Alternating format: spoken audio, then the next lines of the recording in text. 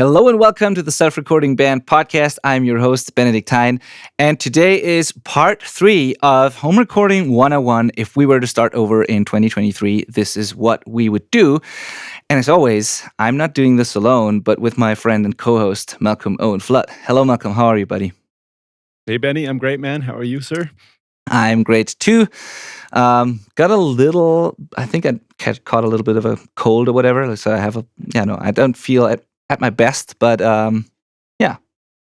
Other than that, it's good. Well, you look great, man. That's good to hear. Thank you. You too. So this is our first part 3 of any, have we ever done a 3-parter episode before? I'm not entirely sure. Probably. I think we've done 2-parters a couple of times, but I think we've done 2-parters. Yeah. That's exciting. But what's also exciting is that I got an email from Benedict today saying that he has RSVP'd to my wedding. So I'm very excited. It's now you're committed. You got to come to Canada. Yep. I'm absolutely going to Canada this June. I can't wait. This is going to be awesome. My first trip to Canada. And obviously, this is going to be the first time that we meet in person too. Although we are in contact for, 4 or 5 years now. So crazy. Yeah, totally. I'm so looking forward to that. This is going to be super amazing, and can't wait. Thank you for inviting me. My pleasure, man. Thank you for coming. It's gonna be great. Yeah. Now, it's always when we don't record on a Monday, it's always kind of hard for me to start the episodes because the rhythm is different. So this time it's a Wednesday, it's not a Monday, so it's not like the typical weekend banter and all of that. So I don't know. Do you have anything to share with us before we start the actual episode? And as always, if you're watching on YouTube, guys, you can skip the banter and move right to the start of the actual episode. But I just have to ask Malcolm if there's any story he wants to share. I don't think so. Oh, it was my birthday on the weekend. Oh yeah! Oh God! Officially on the podcast. I sent you a message, but still, happy birthday, Malcolm. Thank you. Yeah, you can tell how little it matters once you turn 32. That you just don't care about your birthday anymore because I literally couldn't remember. You're like, what did you do this weekend? I'm like, I don't think anything happened. Right, it was my birthday. Yeah, No, it does matter for sure. And I hope you had a great time, buddy. That's all I can say. It was good, man. Yeah, thank you. Didn't get up to much. I had a cool weekend. I went on a crazy wilderness photography adventure all day Saturday. Cruised a good chunk of the island, just going to different spots. So had a really fun day playing with all my toys there. But as far as the music world goes, I don't got any banter for our audience today. Okay, then let's just skip it and move right to the episode. Let's just quickly recap. So this is part 3 because it's a big topic. And as I said, we're going to talk about if we were to start over in 2023, this is what we would do. We start at the basics because we've covered a lot of pretty advanced topics already on this show. And now we're taking a step back and basically try to put ourselves in the shoes of someone who's just starting out, trying to record their own music. And we've covered the gear already in part 1, some big picture stuff that's always important. Then we covered the gear, things that we would buy, things that you absolutely need, things that you probably don't need yet, or and also what actually matters when it comes to gear and all of that. So we've covered that. And then in part 2, we talked about how to set up the DAW and interface, your recording program and the interface, that you have to understand the basic functionality and layout of a DAW. We talked about that. We talked about making sure making sure that signals actually get in and out of your computer and interface, that you have to avoid clipping, use the correct inputs on your interface, all that sort of basic but very important stuff. And we stopped at figuring out how to record without latency, and this got all technical, and we talked about buffer sizes and the basic settings that you do probably once, and it's more of a set and forget thing in your DAW. So we covered all of that, and now we move on to a few things that are still left when it comes to operating the gear you just purchased and basic skills you need to learn if you want to record your first few songs on your computer. And we said it last time, and we should say it again. This is not only for the absolute beginners. I'm pretty sure that people who've been recording for a while can get something out of these episodes too, because sometimes we need to hear basic, important concepts over and over again to really get the idea, to remind ourselves of those things that are really important. And there's always the occasional nugget, the occasional thing you might not have thought of that's in these episodes. So I absolutely encourage you to keep listening, even if you're recording for a while. This is relevant stuff for all of us, I think. And even Malcolm and I always learn something from these episodes when we do the research and when we talk about these things on the show, right? So Definitely. cool. All right. So yeah, let's continue. So the next thing on our list here is to figure out the internal DAW routing. So panning, groups, buses, sends, returns, etc. So at this point, you should have the gear that you need. You should know how to get sound in and out of your program, of your recording software. You should know like the basic layout of the software. Now, the next skill you need to learn, at least the basics of it for now, are like the signal flow inside the DAW, the recording program that you use. So how does sound like travel through a channel? How does it like, where does it go from there? What does panning actually mean? What are groups and buses and sends and returns and that kind of stuff? So you basically just need to know how to send a signal from point A to point B and the different ways to do that. And you don't need to know everything about this when you're just starting out, but like some basic core concepts are really important. And I think we mentioned it in a previous episode where we said like, everyone who's ever used a basic analog recording desk with like analog channel strips and then a summing section and sends and returns, everyone who knows how to operate that has a clear advantage over those people who haven't, because this is exactly what happens inside the DAW. And once you get the basic studio signal flow thing, once you get those things, you can apply that knowledge to almost every single DAW. And I think it really helps to learn that sort of stuff. So if you have a small mixer or whatever in your jam space, learning that and figuring out signal flow there helps you in the DAW as well, because those principles apply across the board. Totally. So one good thing that I think everybody could try to help you learn the different types of routing in your DAW, and this is actually what I did, is I loaded a template. And most DAWs come with, like, when you create a new session, there's some template options. It'll be like basic recording session or like live band or film mix or whatever. There's like all these different template options. And click whatever seems most relevant to you. It's going to load up a bunch of tracks, including different aux tracks, probably a master bus, maybe some parallel buses. It depends on the template you choose, but it's going to come up with a bunch of stuff.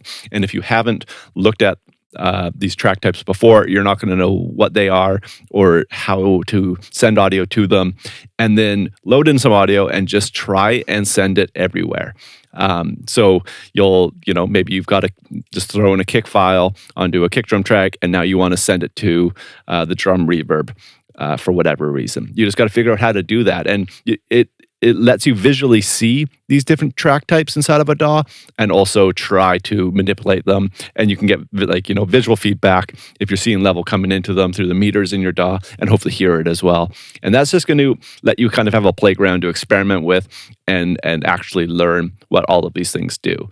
It's kind of a fun way of just like kind of swimming in the dark until you figure it out.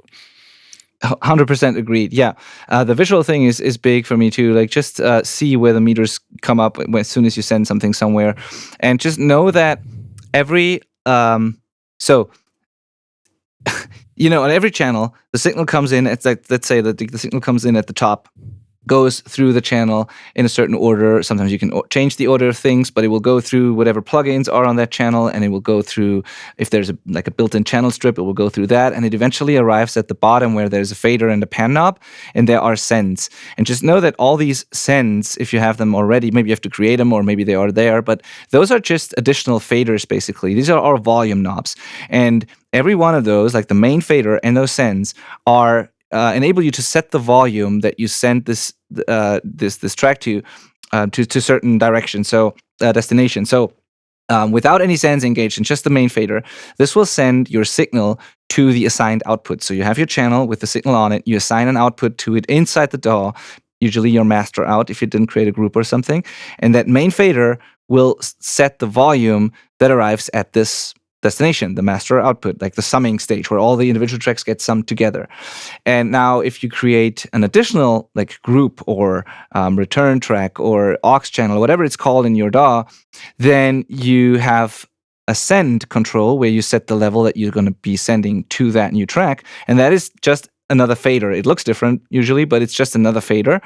And if you turn it up, signal will arrive at this new destination. It's just a copy of the same signal, and now it goes to whatever main destination you have, plus the new one that you added. And you can have multiples, right? You're just basically sending the signal in parallel to different destinations. And the way to figure that out is exactly what you just said, Malcolm. You just create an example track, you create a bunch of different types of tracks available in your DAW, an aux track, a group, whatever, and then you just change the main destination and see where it arrives, the main output, and see what that does when you change that, and then you just turn up the individual sends and see where the level goes up, and so you'll learn what you actually do there.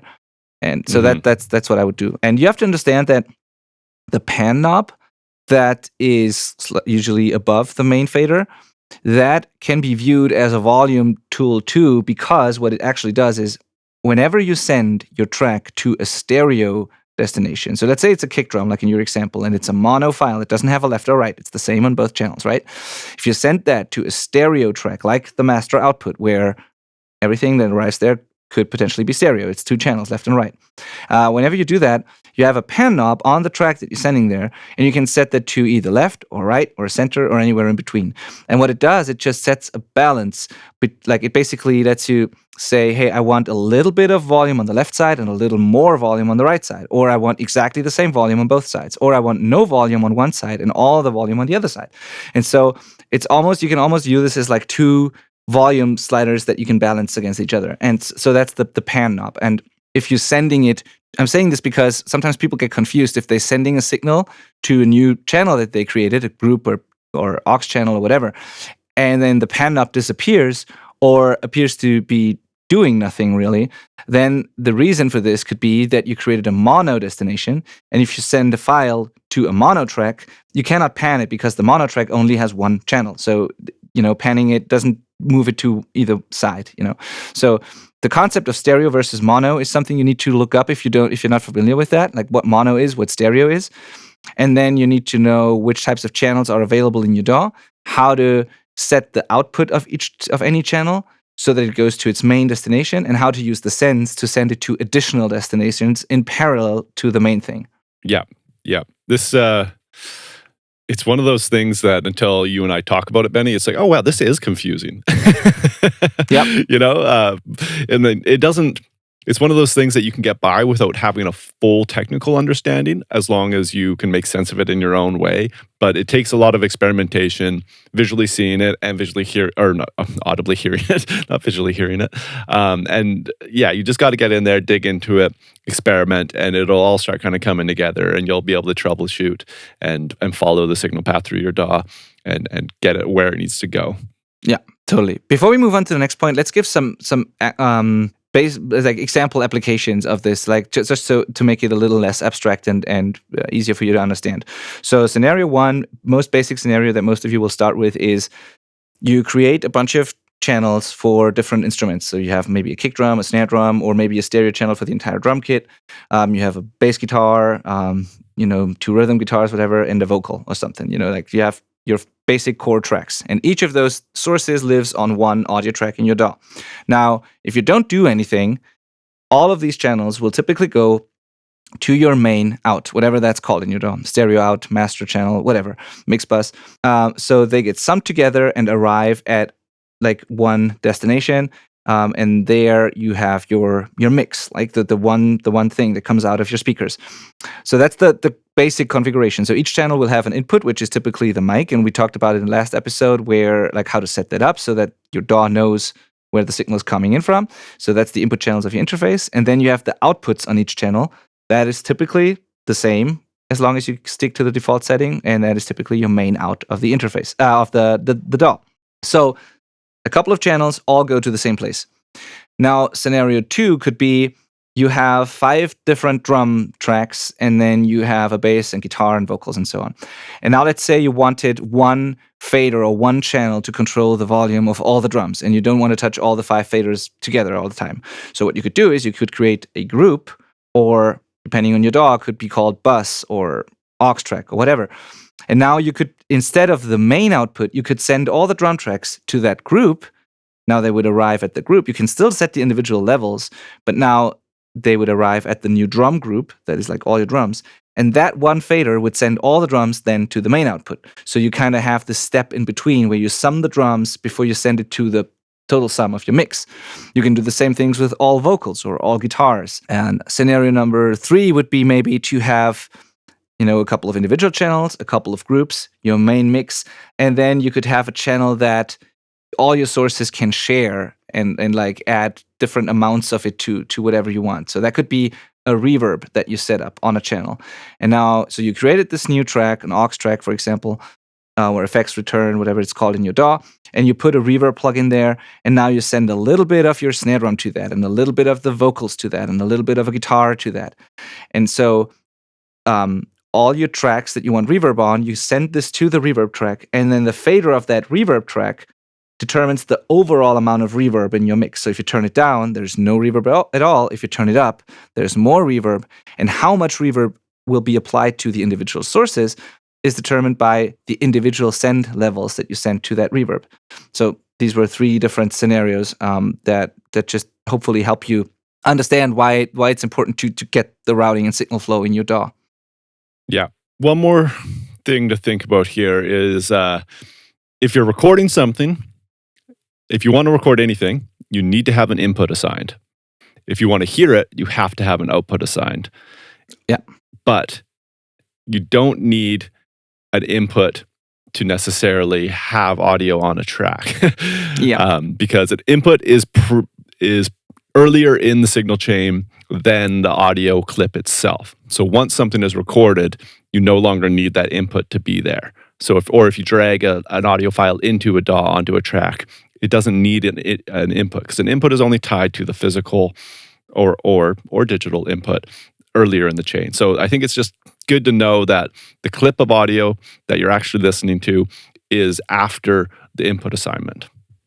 Very good point. Yes. So if you're only working with like loops, pre-made stuff, recorded things, and you don't record your own original stuff, then you can ignore the input part entirely. Except for with what you mentioned there, your folder tracks, your auxes, your effects sends, they need an input because they don't have a clip of audio on them. They're receiving audio from somewhere else digitally. So an input is still relevant there.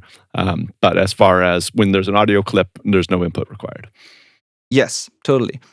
Yeah, absolutely. And this is also something, good that you mentioned that, because that's also something that helps you get this concept if you just pay attention and look at what happens when you create different tracks. Because in most DAWs, I think, if you create, let's say, an aux channel or whatever it is called, like if you create something like that, and then you want to send something to that channel, on the send, it usually shows you whatever the input of that aux is called. So in some DAWs, it's just the name of the channel. But for example, in Logic, I remember you can create, aux1 as your first like auxiliary channel that you add.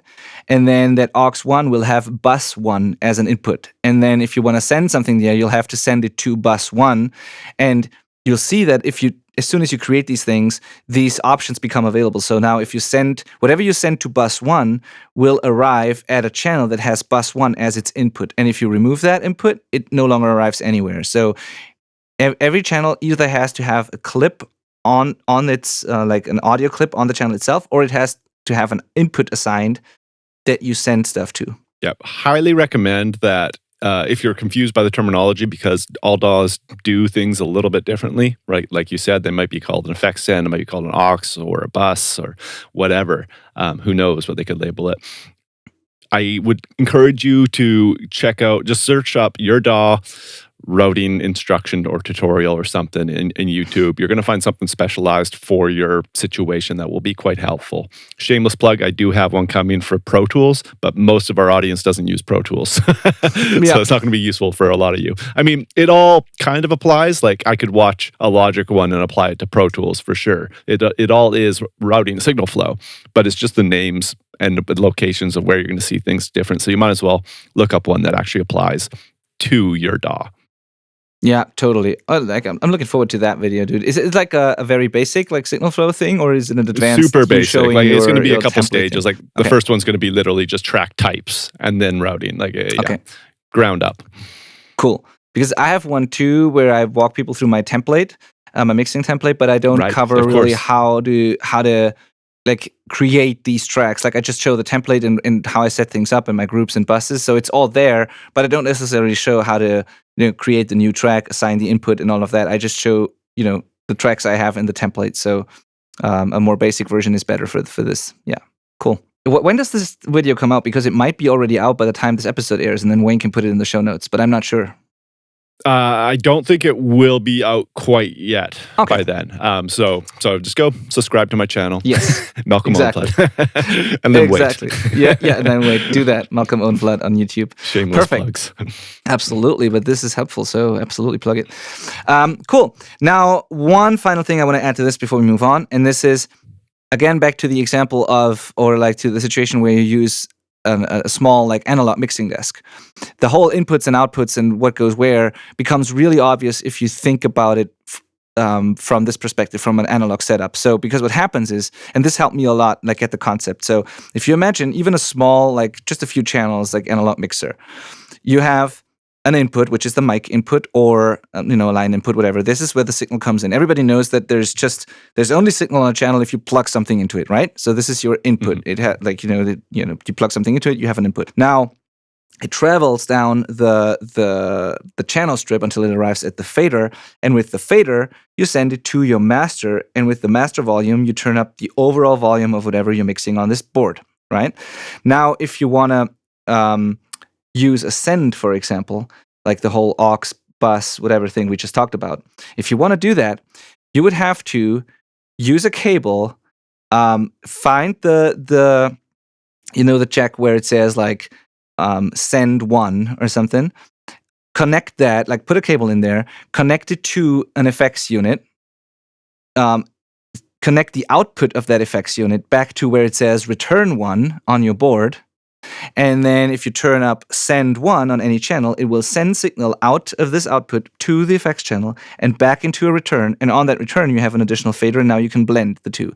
So there's the effects unit won't receive anything until you physically connect it to some send on your board, and the return channel won't receive any signal until you connect its input to the output of the effects unit, right? So in the analog world, it's crystal clear that you always need connections, physical connections, cables between those points, and it's exactly the same in a DAW.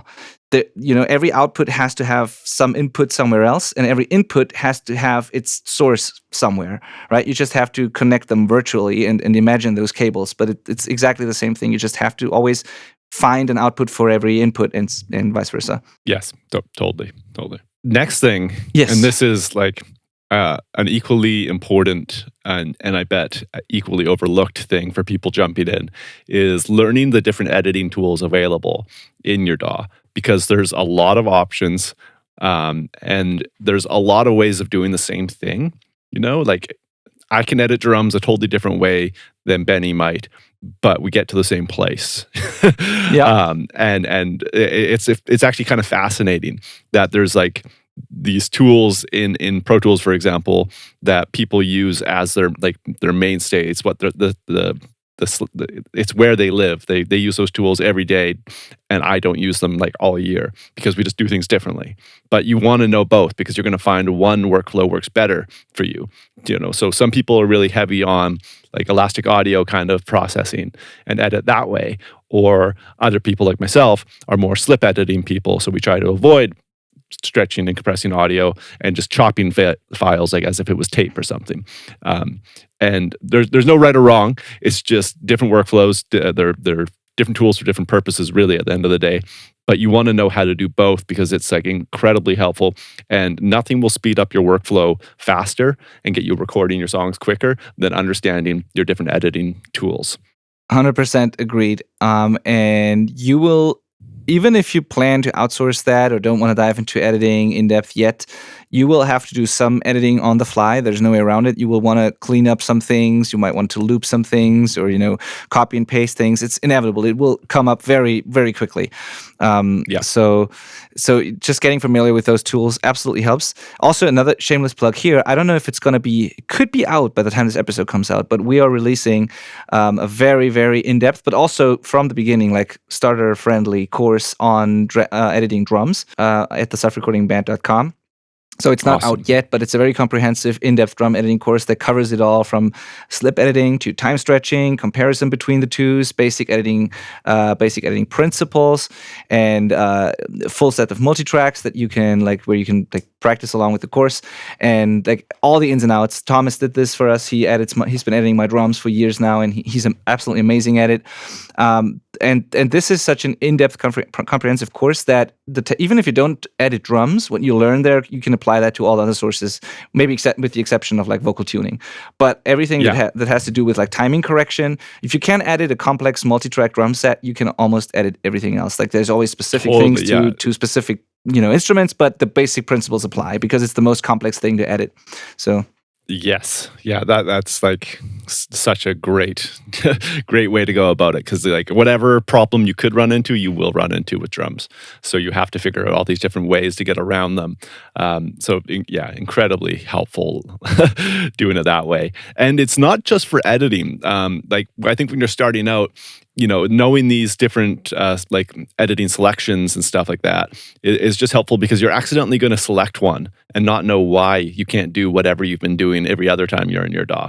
So, you might have just your kind of edit selection tool on, which just allows you to jump around your DAW and highlight stuff and listen to that region or whatever. But then all of a sudden you click the scissors and you don't realize that now you can't do that anymore. All you can do is chop stuff. And you're just, every time you try and go somewhere else in the song, you split your WAV file and you're just cutting stuff up, and it's just going to frustrate you. Yeah. You wouldn't know that unless you're familiar with your toolbar that lets you select your different editing modes. You're going to have a singer that is talking right up until he sings, and now you don't want that talking in the song, so you have to know how to select that, chop it out of there.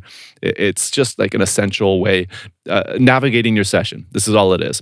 Editing is a byproduct of knowing these tools, but navigating your session is really the required reason for knowing these tools. Yep, 100%. And I don't know, should we talk about the specifics or the common things that, a few common tools that you'll find in your DAW probably? I mean, we can't explain the whole editing on one episode, obviously, but maybe you mentioned some terms now, some specific tools that we should address, I think, just so people know what they definitely will need to look for and get comfortable with. Yeah, I think let's try to. Yeah. So you mentioned this is something scissors. I could have prepped more for, but let's give it a go. Yeah, but just a few.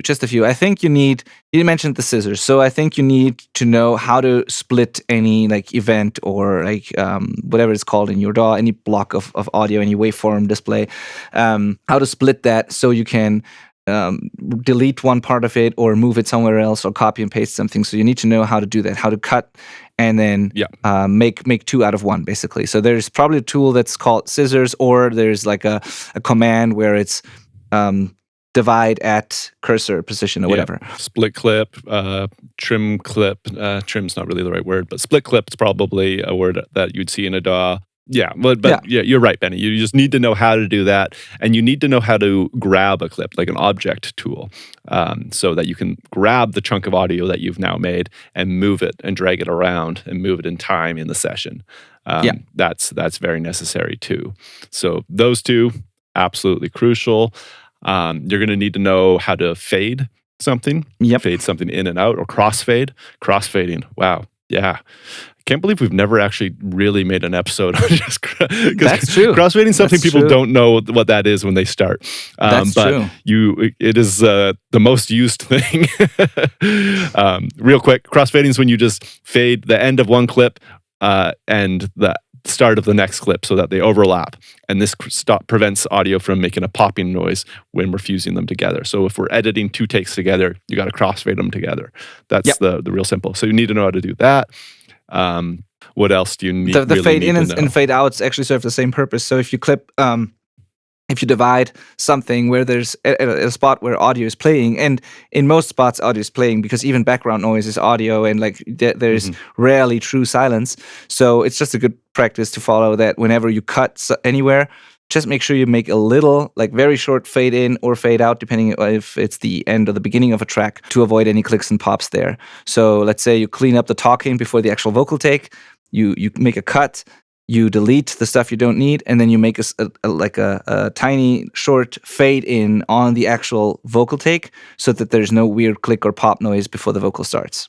Yeah, yeah. Every clip in a session should have a fade on the Yes. top and tail of it. That's going to blow Yes. some minds, I think, but Yep. it's true. And It's true. I've assigned hotkeys to speed this up for me, and I use other tools just to auto fade things as much as possible, and you'll just get real automatic at it. You'll be clicking save and fade constantly while you're working. Totally. Yeah, so fades, crossfades, object tool where you can move things, dividing, cutting, whatever you want to call it. And then maybe also like dragging, you mentioned that before too, where you grab the clip, not the entire clip, and move it as a whole, but you grab the end of it or the beginning of it, and then you can trim it and drag just the beginning or the end. Crop. So the audio crop, the audio stays where it is, but you can trim the beginning or the end instead of like having to cut and then delete. So if there's just one word that you want to get rid of in the beginning of something, you can just grab that beginning end of the clip, and then you move it to the right until the word is gone. Everything else stays where it was.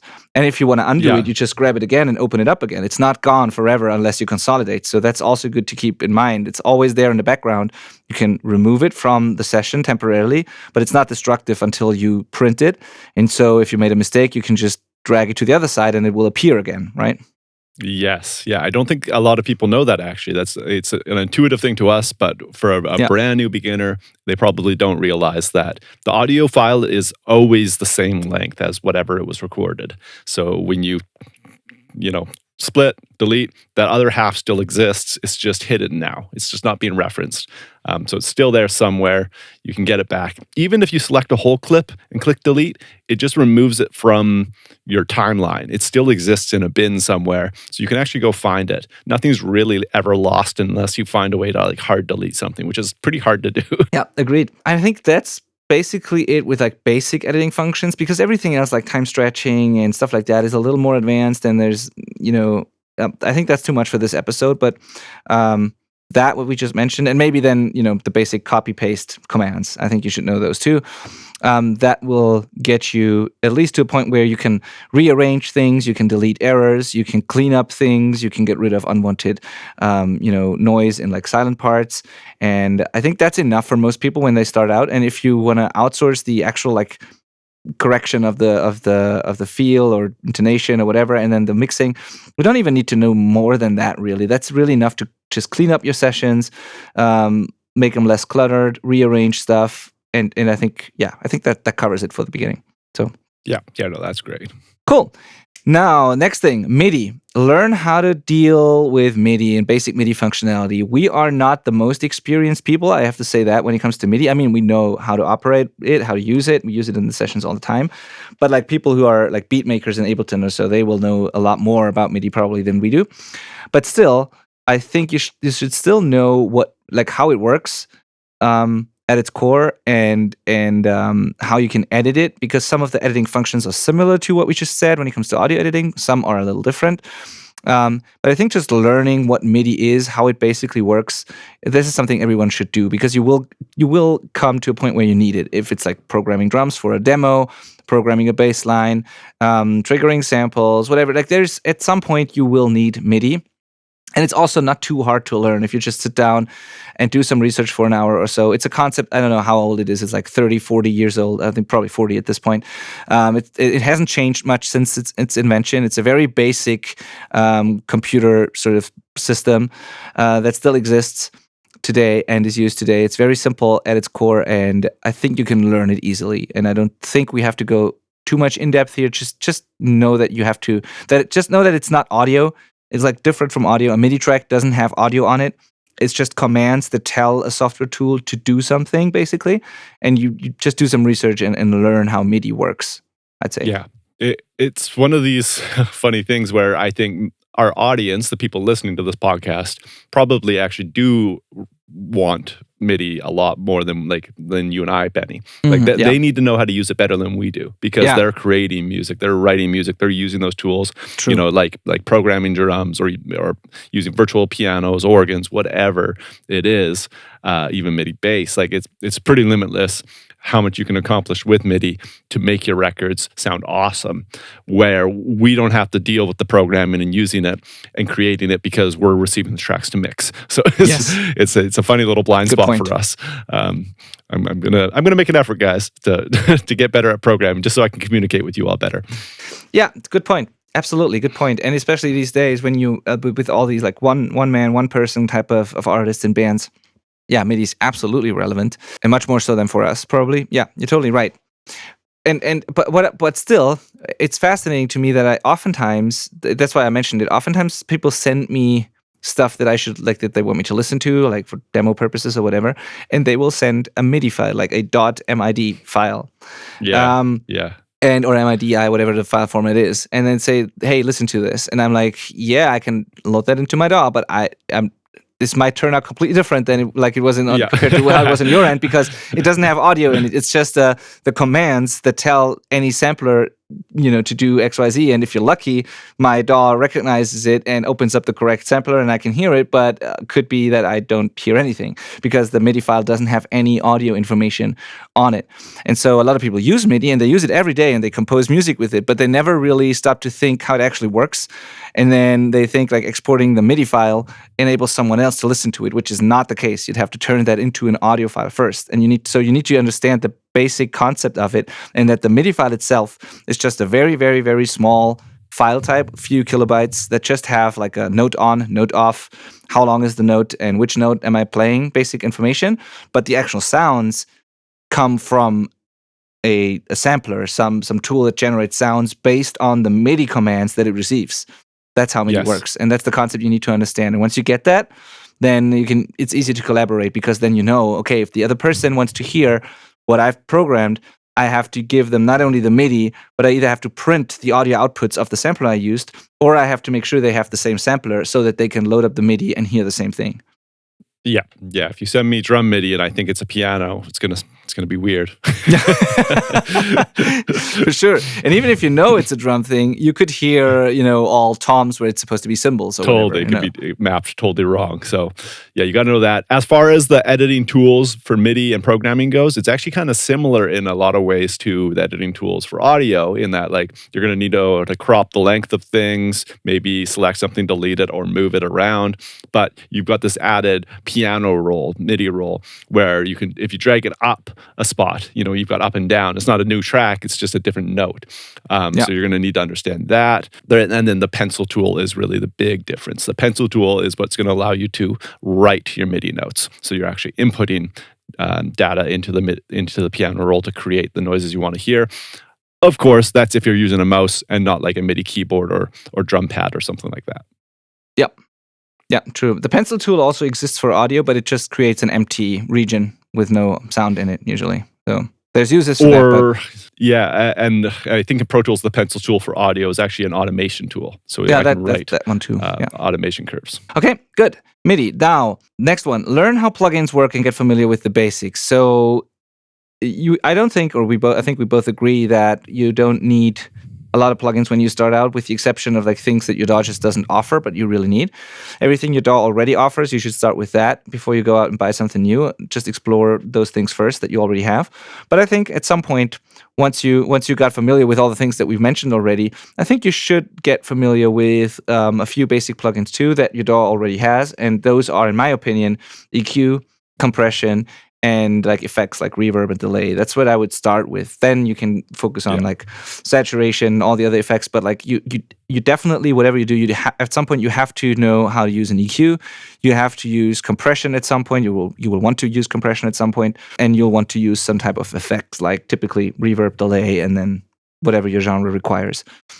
Yes, yeah. So starting out, if you're brand new to this, you're going to want to go and see what is available in the included plugins in your DAW and figure out the tool that kind of works best for you.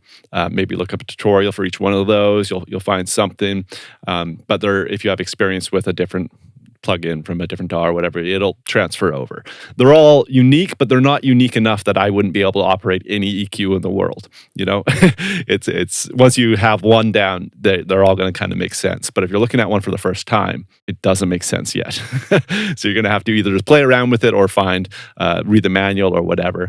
But do figure out, like you said, Benny, EQ, compression, reverb, and delay. Those are the 4 most popular in the world for sure. Yeah. Yeah, one thing I want to add to the whole plugin thing is that's something I've discovered when I was like working with coaching students and people I was helping with the DIY recordings. A lot of people start discovering like and exploring plugins by loading up track presets, which are often entire chains of plugins on their tracks. And so, especially if you were like in more of the one of the DAWs that are made for creators and it's meant to be intuitive, like GarageBand or Logic, even like these types of DAWs, there are certain types of tracks that you can create. So you can create a guitar track or piano track or whatever and select a certain preset, and then it does that. And people use that a lot because the software encourages you to do it. And so I think there's a problem with that. It's fun because you have a great, like an immediate fun starting point if you know what you're looking at and how to change it if you don't like it. But most people, when they start by creating a guitar track and they pick one of the presets based on the name or whatever that they think fits, and then it creates a track with like 5 plugins on it, an amp sim and an effects rack of some sort and a compressor and whatnot. If they don't like the result, they are completely lost and don't know what to do because they don't know which of the plugins is causing what they don't like. Then they just switch to a different sort of preset until they find something that is kind of usable, but they never really find something that really fits. And it makes it hard, in my experience, it makes it hard for a lot of people to really learn their tools. So I'd say play around with that and have fun, of course. But I'd say when you create a guitar tone, for example, focus on one piece at a time. Like start with just choosing an amp and then a cab and then, the virtual mic or whatever, or like maybe pick a preset inside the amp sim if you want. But then if you want to process it further, add an EQ intentionally if you want to tweak something. If there is too much lows or highs or not enough of something, add an EQ and try to fix that. If you think it's too dynamic, add a compressor and figure out how to compress it to make it less dynamic. If you want to add a certain characteristic, pick a plugin that does that, learn that and figure out how to add it. But if you start with an entire chain, it's very hard to find the problem, to isolate the problem, and very hard to learn the individual tools. So yes, it's fun, but it doesn't really help people learn the tools a lot, I think. And being intentional and building your own chain from scratch, piece by piece, and learning what happens when you add a new one. So what happens if I add a reverb? What happens when I add a compressor? What can I do with an EQ, basically? If you do that intentionally and build your chain, then you'll learn a lot. You can use the preset, for example, and bypass all of the plugins except for like the amp or the first thing that generates the sound, and then enable them one by one, and spending some before you enable the next one. Enable one, hear the difference when you bypass it, play around with it a little bit until you think you get the idea, and then once you know that, then enable the next one and see what that does. But don't have the whole chain on and then try to figure out what to change or what the problem is. I've just seen that so many times. Yeah. I want to tell everyone listening, if you are in that position where you're using a track preset, I want you to make this your motto. Just assume that whenever you use a track preset, assume it's making it worse because it probably is, and it's probably cranking it louder so you can't even tell, and you think it's better. But make the assumption that no matter what, when you use a preset, that it's making it worse, and do what Benny said. Bypass everything and then use it as a tool. Like what I do think it is great for is discovering plugins. It's going to load up a bunch of plugins that you maybe haven't seen before, and it's giving you a chance to experiment with them and see what each one does, and maybe figure out what ones you like the workflow of. That's a big part of it for me, is just being like, oh, I like the user interface of this. I can make sense of it. And when I try to make it sound a certain way, it actually does kind of turn out that way. It's a tool I understand.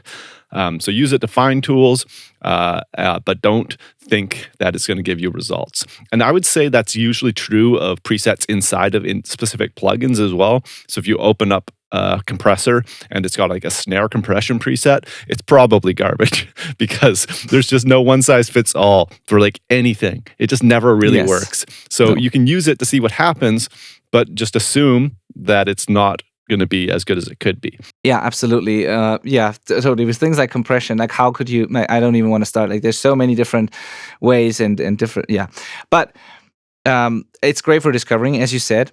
And it also, again, just shows how important it is to first learn like what a plugin actually is, that there's an order of things, the signal flow, that it goes from top to bottom or whatever your layout is. Learn how to use and like add and remove plugins, the different categories they are, like EQ, compression, like the basic things. To learn that first, because only then can you intentionally go in and like bypass one, change settings on one, remove one if you don't like it, add another one. So the core concept of this modular thing that you have there, this is what you have to understand first. And I say that because what I've also seen is when people use like a piece of gear, an external piece of gear, like in one example that comes to mind was some modeling amp, a hardware modeling amp, not a Kemper, but I don't know what it was, but like some modeling digital amp. And it didn't have a really great intuitive user interface. A lot of it was happening under the hood, and like there was a lot of shared controls and knobs and things.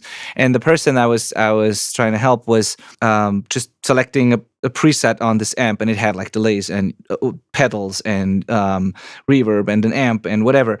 And he was just switching through different tones and couldn't really find one that he entirely liked, but also didn't know how to change it. And it was not really intuitive because he didn't understand the different blocks available to him, and then he could like turn some off, change another one, add one, And so in your DAW, it's a little better because you see it right in front of you. But in both scenarios, you'd have to first understand the concept that there is like a chain of things that you go through, and that there's individual blocks and modules that you can deactivate or remove entirely and add. And only if you get that, you know that you can actually do something about it, and you can, there's no way around knowing that, because if you don't know it, all you're left with just switching through presets, and you don't really know what to do. Yeah.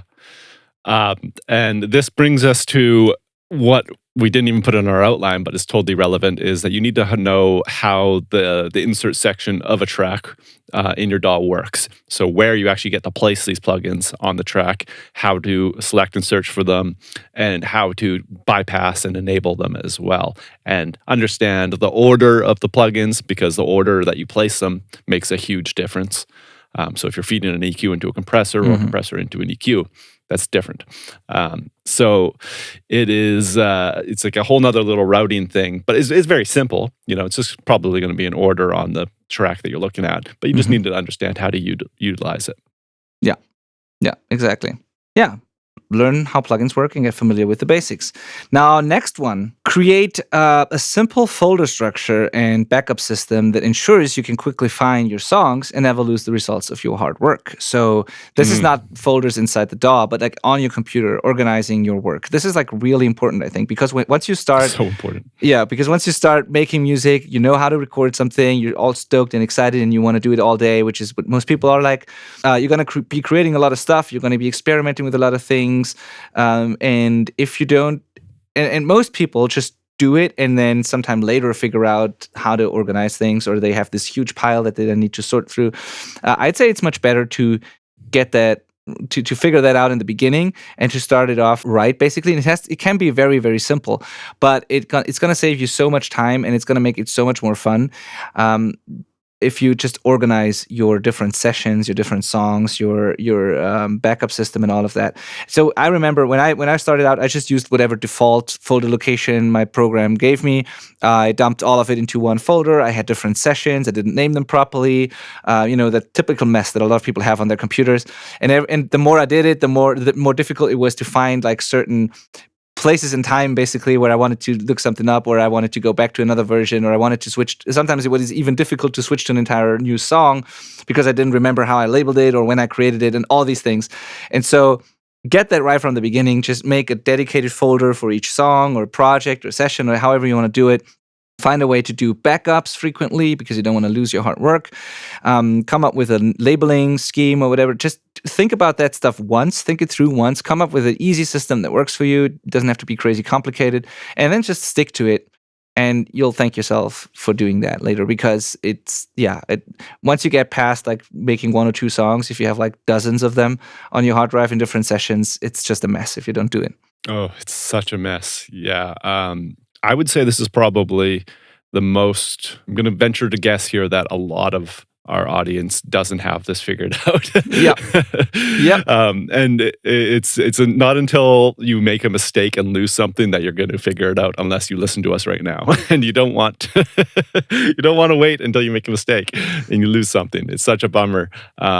So one folder for one folder that holds all of your sessions.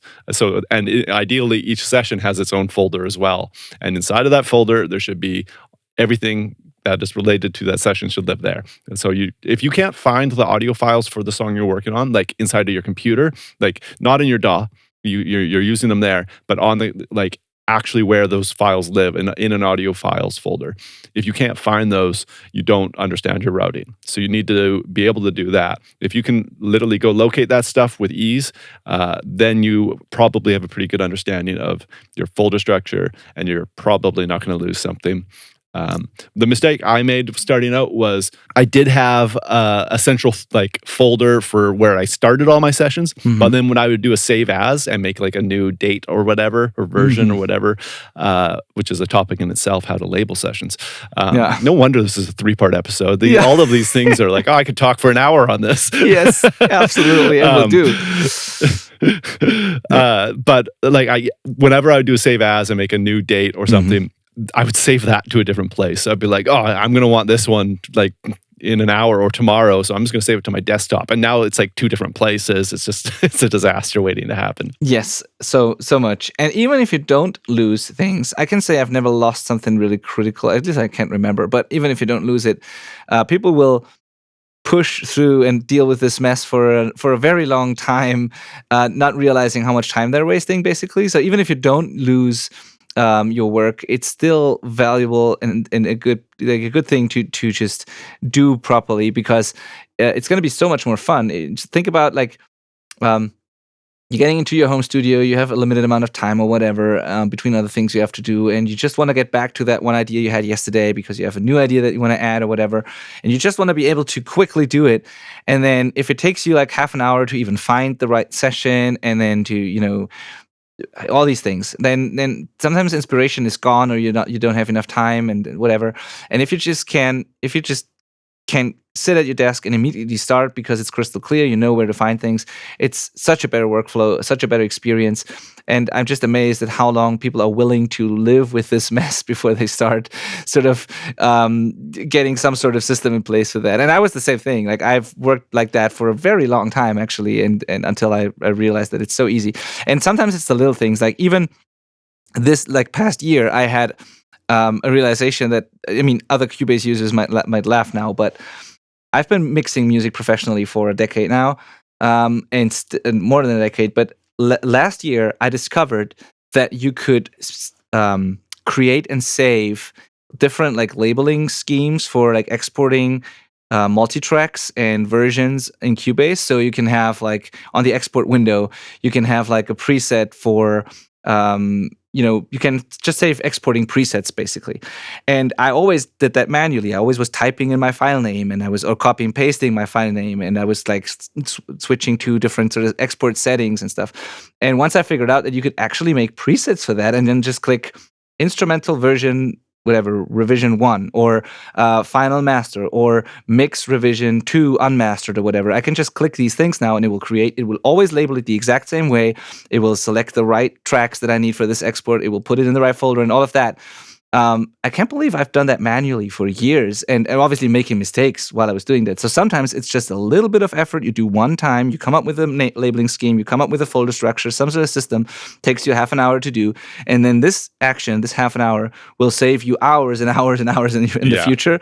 So yeah, it's I think this is really important, and it just everything that lets me be more creative and focus more on the music and have peace of mind that I don't lose anything and I can find everything quickly is a absolute win for me. And I will embrace it and spend some time getting that right, so that I don't have to spend time anymore later. It was I mean, if you're newer and haven't listened to all of the hundreds, almost hundreds, I don't know, this is 159 episode, 59th episode, I think, right now. But if you don't know my history, one of my first starts into audio was getting an internship at a nice recording studio, and the first thing I was drilled on was our folder and file structure. It was so important that I understood it so that I couldn't mess up any of the projects we were working on for clients. And if I didn't understand that, I wasn't even allowed to bring my own stuff in, because I couldn't just get lost in, I couldn't accidentally save my audio files into somebody else's session or something like that. It was really important that I understood where things lived, how to find it, where to put my own things, and also how to even label things, so that all of our labeling was universal as well across the thing. It was like a huge workflow thing that was immensely important. Yeah, it's interesting that this was one of the first things you've learned there. But yeah, I can totally see it. I mean, nothing's worse for a commercial studio than like losing their clients' files, right? Or like wasting time on every project. So yeah, and file management when you're a professional, or maybe if you're an artist that makes a lot of recordings, like you're just making tons of recordings, file management's going to eat up a lot of your time. Oh yeah. And there's nothing I dislike more than spending time on file management and be like, my hard drive's almost full again. I got to figure out if everything's backed up and what I can delete and all that stuff. If you don't have an organized file structure and folder structure, that takes ages, because you have to go hunting for these files that you can delete. And you don't want that. If they're living all over your computer, it's going to just take you so long. Yeah, absolutely. Yeah, anything else to add to this? Did we miss anything on our list? Because we're already approaching an hour here on this podcast. So feel like we have given an extremely in-depth 3-part guide to what you need to have under your belt if you're starting audio in 2023, or if we were starting again, what we would be prioritizing. So I'm feeling good about this, and I hope it has helped people that are new to it, but also given people that are already on their way a little kick in the butt to go and like spend the time on the stuff that they've just been making do without understanding, because all of these things really do help, and it's just going to make it quicker and easier and probably yield better results in whatever recordings you're doing moving forward. It is, like you said, if you spend 30 minutes on getting something right now, it's going to pay dividends on how much it returns in time saved moving forward. Yes, totally. And also, do you realize that we've been talking for 3 hours on this now and haven't even started to discuss like any specific mixing techniques or any, like that, which means that if you can watch YouTube videos on mixing all day and mixing tutorials, different techniques and stuff you see online from producers you admire. You can do that all day. As long as you ignore these basic things that we've been covering in these 3 episodes, it won't help you much. Like, you have to know that stuff first, and then you can use this knowledge and these basic tools that you now are familiar with to learn, to build upon that and learn like new concepts, new techniques, and get better over time. But if you just got your first recording gear and you maybe just figure out how to plug things together and it kind of works, but you don't really know how, and then you immediately go to YouTube and watch like advanced mixing tutorials, you're missing out and you are not making progress as fast as you could. So please listen to these basic episodes. Please take these concepts seriously, learn those tools, and then you can dive into all the advanced topics you want and get better over time. But like the fanciest mixing trick won't help you if you ignore any of these things that we've talked about here. Yeah.